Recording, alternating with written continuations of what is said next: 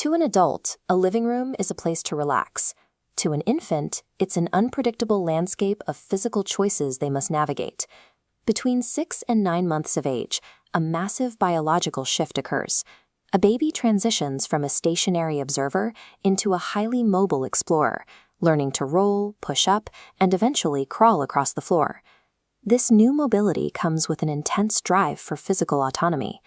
The problem is that infants at this stage possess zero risk assessment skills. They do not know that gravity hurts or that table corners are sharp. A normal home becomes a site of tension between a baby's need to take physical risks and a parent's biological instinct to protect them from harm. The typical adult response to a newly mobile infant is to enforce extreme safety through restriction. We place them in bouncers, infant swings, or baby walkers while we cook or check emails. Keeping a baby in these restricted, abnormal weight-bearing positions for extended periods leads to what pediatricians call container syndrome.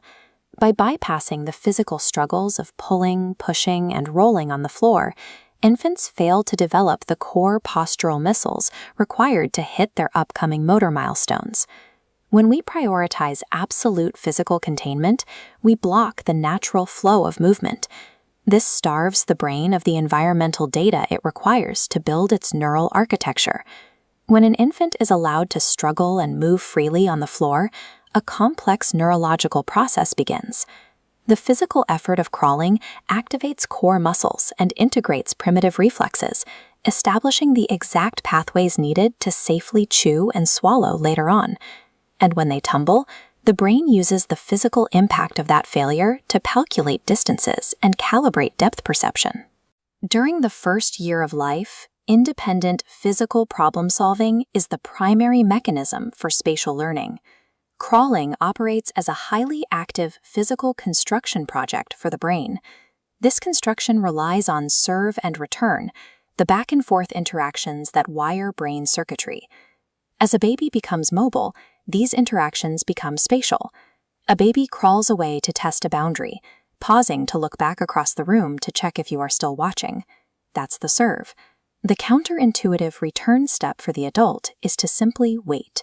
You take your turn by pausing, rather than immediately intervening or speaking. This silence forces the infant to use executive function. They have to process the pause, regulate their own emotions, and decide their next move.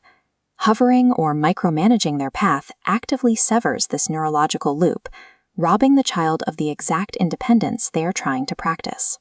We cannot stop a child's biological imperative to explore, and we shouldn't hover over their every move. The solution is to change the environment itself. We can achieve this by engineering a structural tool that early childhood experts call a yes space. This is a designated, fully baby-proof zone. Sharp edges are removed, toxic items are locked away, and every single object within the boundary is safe for the baby to touch, pull, and put in their mouth. Designing this space removes the word no from the daily equation. The physical environment aligns directly with the baby's biological need to test limits. For the caregiver, the immediate benefit is freedom from constant anxiety. You step down as an active guard and become a passive, supportive observer. For the baby, the long-term cognitive benefit is the freedom to experience the just right amount of physical challenge required to build resilience and learn from failure. Practicing these small, successful negotiations with their environment builds the foundational circuits for self-control and spatial reasoning. By stepping back and engineering an environment that supports safe risk-taking, you give your baby the space to take the lead in building their own neural foundation.